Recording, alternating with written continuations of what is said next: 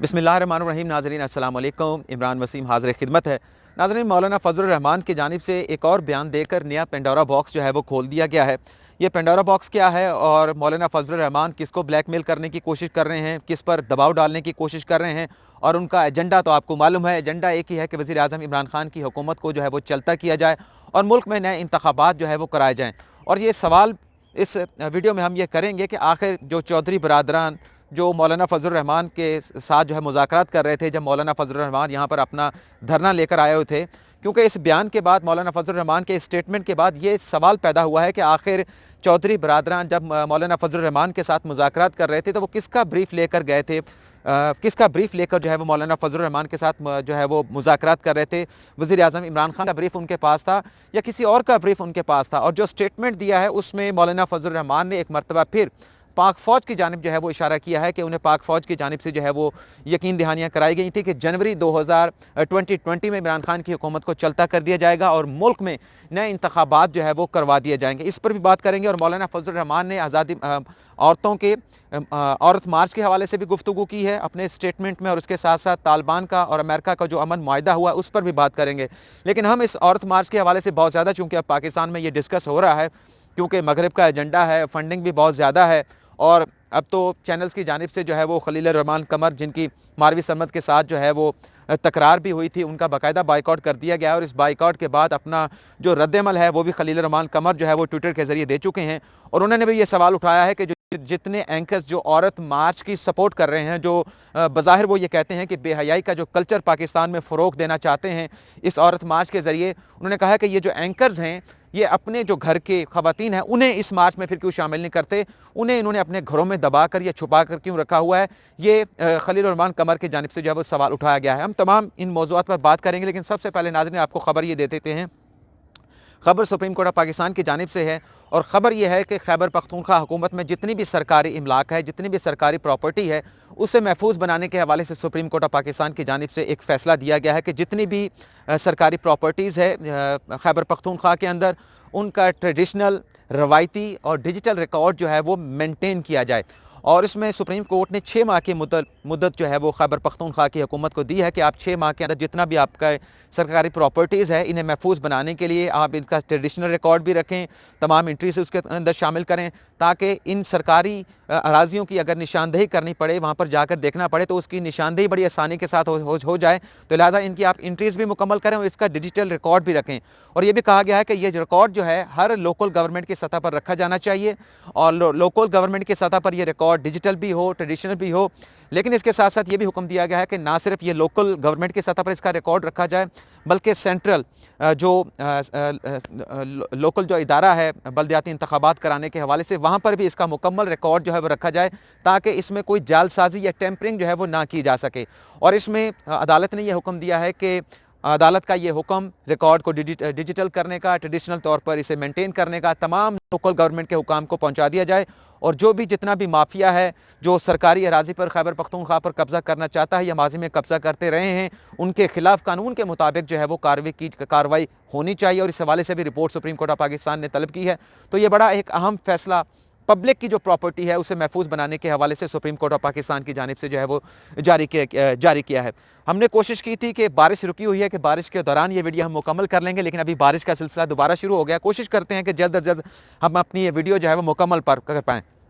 कल मौलाना फ़ज़लुर रहमान जो मुल्तान में थे, तो उन्होंने मीडिया से गुफ्तगू करते हुए यह बयान दिया है कि उन्हें ये यकीन दहानी कराई गई थी जब वो अपना आज़ादी मार्च लेकर यहाँ पर इस्लामाबाद में पहुँचे थे कि जनवरी 2020 में वज़ीर आज़म इमरान खान की हुकूमत को लपेट दिया जाएगा, वज़ीर आज़म इमरान खान को घर भेज दिया जाएगा, बनीगाला भेज दिया जाएगा और मुल्क में इंतखाबात करा दिए जाएंगे। ये यकीन दहानी मौलाना फ़ज़लुर रहमान कहते हैं कि उन्हें यह करवाई गई थी जब चौधरी बरादरान उनके साथ मुलाकात कर रहे थे, उनके साथ मुज़ाकरात कर रहे थे। और उन्होंने ये कहा कि चौधरी बरादरान जो है वो सिर्फ मोहरा थे, वो सिर्फ सामने थे, उनके पीछे कुव्वतें और थीं। और वो कहते हैं कि चौधरी बरादरान के पास तो कोई अख्तियार नहीं था कि हमें वो यकीन दहानियाँ करवा पाएँ। तो ये यकीन दहानियाँ हमें उनकी तरफ से करवाई गई हैं। और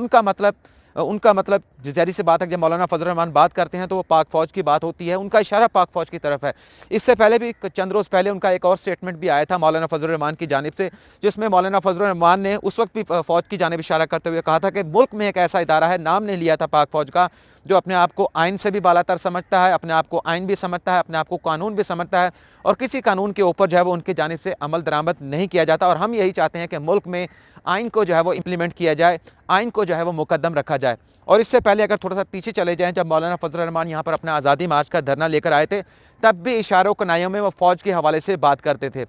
अगर वो फ़ौज के हवाले से बात कर रहे हैं कि फ़ौज की जानिब से उन्हें यकीन दहानी कराई गई थी, तो जनरल कमर जावेद बाजवा जो इस वक्त पाक फ़ौज के सरबराह हैं, उनकी जब तौसीक़ का मामला आया था तो मौलाना फजलुर रहमान ने उन्हें बिल्कुल जो है वो उसकी सपोर्ट नहीं किया था, बल्कि जो वोटिंग हुई थी पार्लियामेंट में इस लेजिस्लेशन के हवाले से कि आर्मी चीफ की मुद्दत म्याद क्या होनी चाहिए, उसमें एक्सटेंशन होनी चाहिए नहीं होनी चाहिए, तो उसकी भरपूर मुखालफत की गई थी और वोटिंग में भी मौलाना फजलुर रहमान ने हिस्सा नहीं लिया था। अब नाज़रीन सवाल ये पैदा होता है कि मौलाना फजलुर रहमान एक तो ये कह रहे हैं कि जो यकीन दहानियाँ उन्हें कराई गई थी ये तो मोहरे थे, ये सिर्फ दिखाने के लिए थे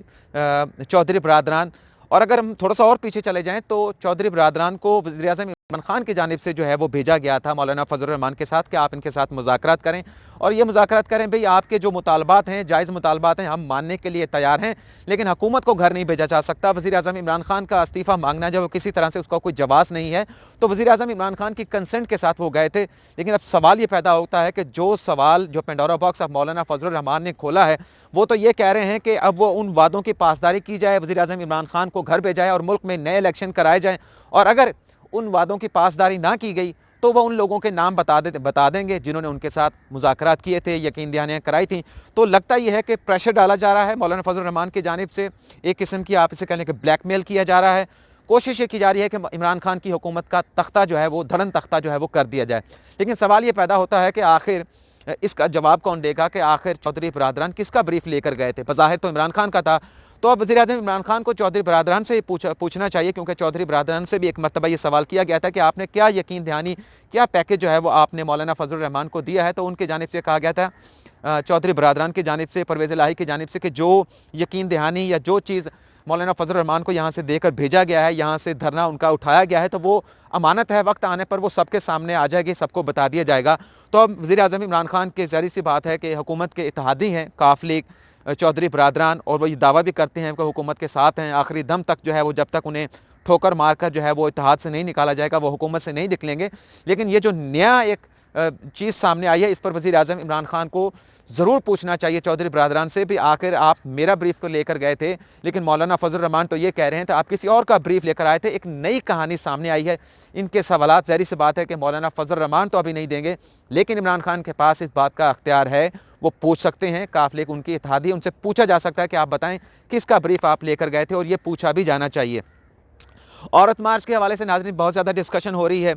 और मगरिब अपना एजेंडा जो है वो पाकिस्तान पर मुसलत करना चाहता है ताकि पाकिस्तान में बेहयाई का कल्चर जो है वो प्रमोट किया जाए, हमारे जो ख़ानदानी जो रिश्ते हैं उन्हें पामाल किया जा सके। सवाल ये पैदा होता है कि इस बात की कोई मुखालफत नहीं है। पहले तो जो खलीलुर रहमान कमर साहब ने जिस तरह की गुफ्तगू, चाहे मारवी सरमद से हमारा बहुत सारे इख्तलाफात हो सकते हैं, लेकिन इस किस्म की ज़बान से या इस किस्म के अल्फाज के साथ रद्द अमल देना जो है वो किसी तरह से उसका कोई जस्टिफिकेशन नहीं थी। लेकिन इस चीज़ की भी कोई जस्टिफिकेशन नहीं है कि आप औरत मार्च की आड़ में मुल्क में बेहयाई फैलाएं, मुल्क में आप जो है वो बेरहरवी का कल्चर जो है वो उसको प्रमोट करें, तो इसकी इजाज़त भी जो है वो किसी तरह से नहीं दी जा सकती। अच्छा, जो बात कर रहे हैं कि अब जैसा कि आपके सामने है कि खलीलुर रहमान कमर का अब मीडिया ने बाकायदा बायकाट कर दिया है, जियो ने जो उनके साथ मुआहदा किया था वो जियो ने मनसूख कर दिया है, तो मुकम्मल उनका बायकॉट किया जा रहा है। लेकिन दूसरी तरफ खलीलुर रहमान कमर ने भी इस बात का जो है वो तहैया कर लिया है, आप ये कह लें कि नाम के उनके साथ भी कमर है, और उन्हें लगता है कि उन्होंने कमर बांध ली है कि अब इस बेहयाई के खिलाफ जो अब निकल पड़े होंगे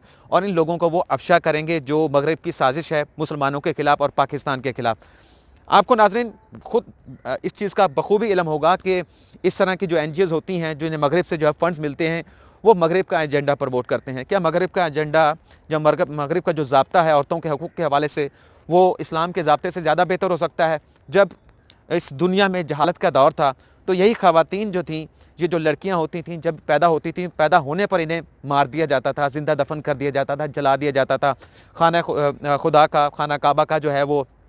बरना वहाँ पर तवाफ़ किया जाता था। तो जब इस्लाम की रोशनी फैली तो औरत को बड़ी रिस्पेक्ट दी गई, औरत को जो है वो बढ़िया रुतबा दिया गया। हमारे नबी पाक सल्लल्लाहु अलैहि वसल्लम ने जो है वो बहुत सारी बातें जो है वो ख़वातीन के हकूक़ के हवाले से हमें करके गए हैं, जो हमारे ऊपर जो कह सकते हैं कि बाइंडिंग है। और कुरान के अंदर सूरत निसा लिखी है। और ये जो मोमबत्ती माफिया है, ये जो लिबरल ख़वातीन हैं जो औरत मार्च या मेरा जैसा मेरी मर्ज़ी की बात कर रही हैं, उन्हें मैं ये कहता हूँ कि आप आएँ, आपको ज़रूर हकूक़ मिलने चाहिए। आप सूरत निसा पढ़ें, सूरत निसा पढ़ने के बाद आप उसका तर्जुमा देखें और उसमें देख लें कि आपके जो हकूक़ हैं, कौन से ऐसे हकूक़ हैं जो आपको नहीं मिल रहे, आप उसका मुतालबा कर सकते हैं। लेकिन अगर आप कहें कि मगरिब का एजेंडा प्रमोट करना है, मगरिब के कल्चर को यहाँ पर प्रमोट करना है, लॉ एंड ऑर्डर यहाँ पर नहीं होना चाहिए, आपको बेहयाई फैलाने की मुकम्मल इजाज़त होनी चाहिए, तो इस बात की मुकम्मल जो है वो आज़ादी नहीं दी जा सकती, इस बात की इजाज़त नहीं दी जा सकती। जो होगा वो कानून के अंदर होगा। आइन में अगर कोई कानून नहीं है, नहीं बना हुआ, कुरान में वो कानून मौजूद है, वो बात ख़वातीन के हकूक़ के हवाले से मौजूद है, तो आप निशानदेही करें।